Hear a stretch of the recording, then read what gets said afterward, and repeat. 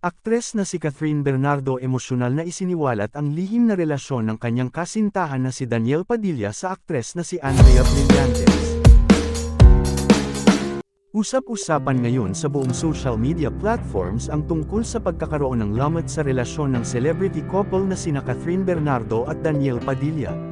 Naging laman kasi ng bali-balita at pinag-uusapan ngayon ng mga netizens ang tungkol sa lihim na relasyon at pagkikita ng aktor sa aktres na si Andrea Brillantes. Ayon sa balita ay nakita daw umano ang aktres na umiiyak habang hinihintay ang kanyang sundo sa isang TV network, at ayon daw sa mga nakakakilala sa kanya ay alam nila ang dahilan ng pag-iyak nito.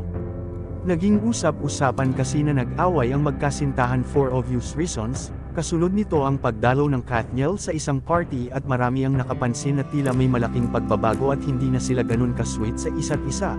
May mga larawan na lumabas na hindi na magkatabi pa. Ito ay matapos umusbong ang balita na natuklasan na daw umano ni Catherine ang lihim na relasyon at pagkikita ng dalawa. Ang hinala naman ng iba ay para lamang ito sa pagsisolo ng kanilang karir upang mas yumangay at pag-usapan. Ngunit pahayag naman ng ilan ay minsan sa mga ibinabahagi na balita nila Christy Fermin at Ogie Diaz ay makatotohanan.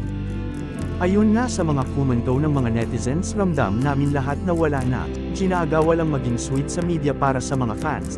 Isa na lamang daw palabas ang kanilang relasyon base ito sa mga netizens simula nang pasukin nila ang solo career.